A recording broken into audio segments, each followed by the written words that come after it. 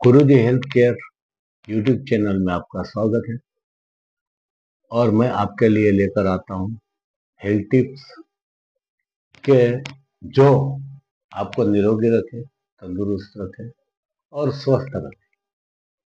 तो आज हम बात करेंगे आर्थराइटिस। तो आर्थराइटिस, ऑस्टियोआर्थराइटिस और रिमेटोइड आर्थराइटिस ऐसे तीन दर्द होते हैं जो हमें जॉइंट के दर्द और जोड़ों के दर्द इनमें तकलीफ देते। तो आइए जानते हैं कि रूमेटोइड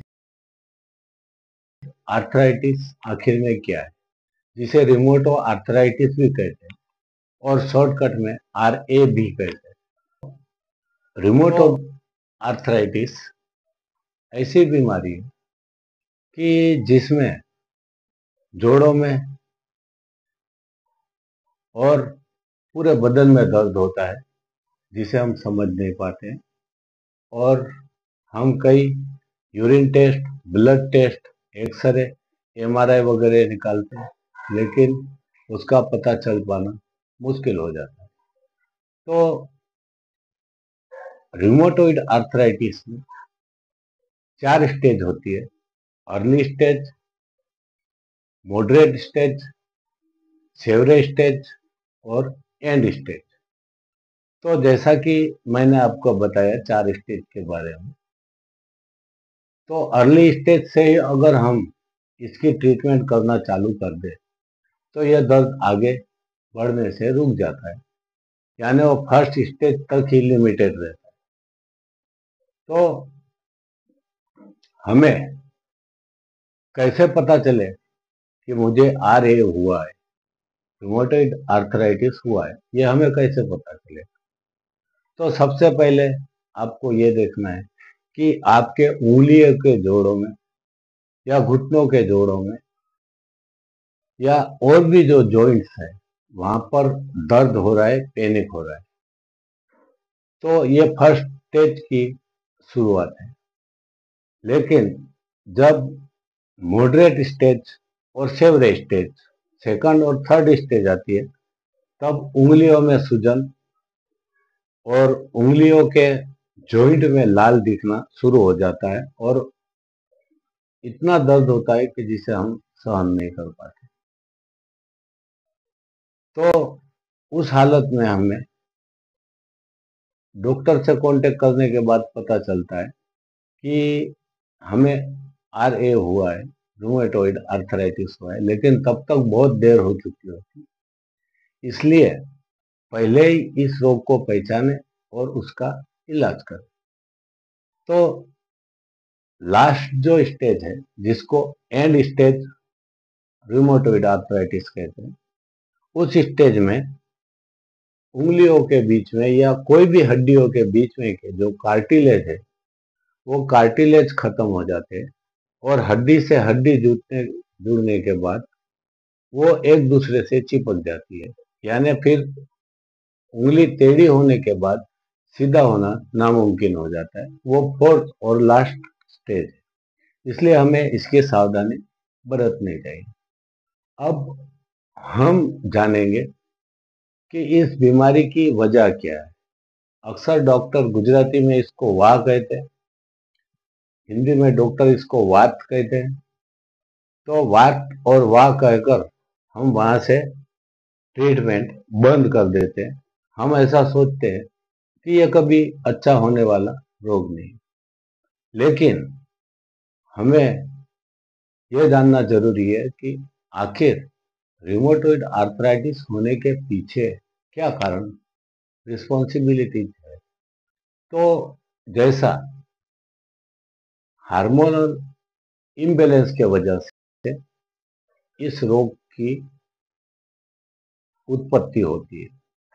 जैसा कि हमारे शरीर में हैप्पी हॉर्मोन्स है, dopamine, serotonin, endorphin, oxytocin, prolactin, ये हमारे शरीर में कभी कभी विटामिन D के कमी के कारण भी इस रोग का होना संभव है। तो आखिर हमें क्या करना चाहिए कि जिससे हमें इस रोग से राहत मिले, बिना डॉक्टर से राहत मिले, और हमें स्टेरॉइड के इंजेक्शन ना लेना पड़े।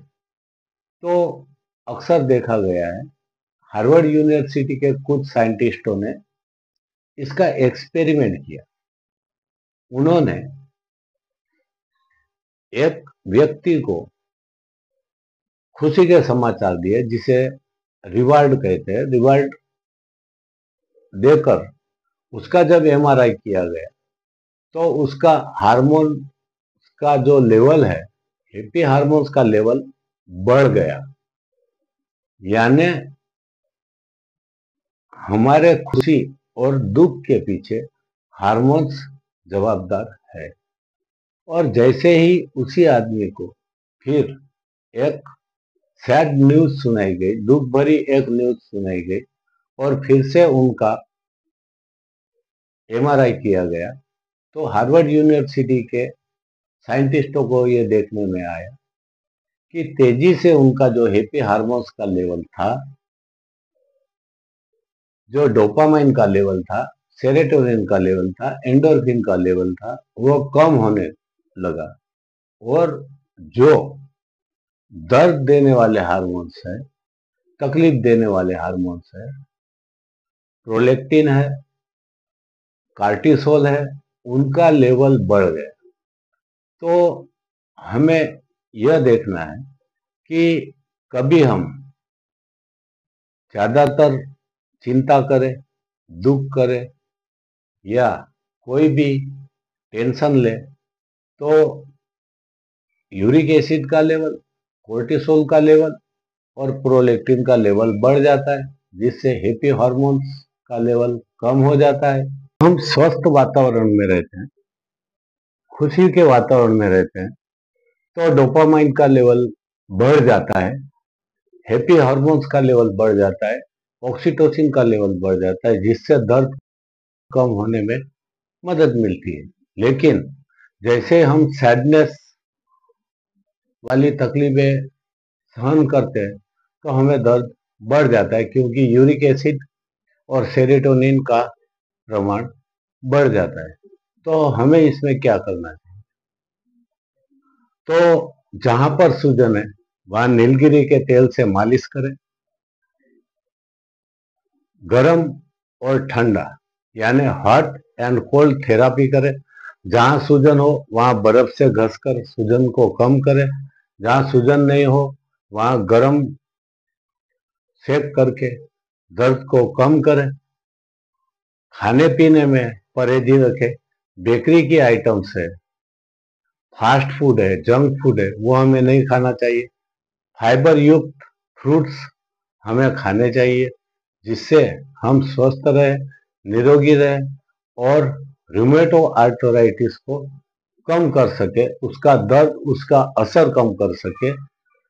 यही आपके लिए प्रार्थना है कि आप अपने सेहत का ध्यान खुद रखें। जो वीडियो पसंद आया हो तो लाइक करें, सब्सक्राइब करें, शेयर करें, और अगर आपको कोई भी तकलीफ है तो डिस्क्रिप्शन में मेरा ईमेल एड्रेस, वेबसाइट एड्रेस और व्हाट्सएप नंबर है, वहां पर आप या कोई भी तकलीफ के लिए कुछ पूछ सकते हैं। मैं आपके लिए हमेशा सदैव तत्पर हूँ। जय हिंद, वंदे मातरम।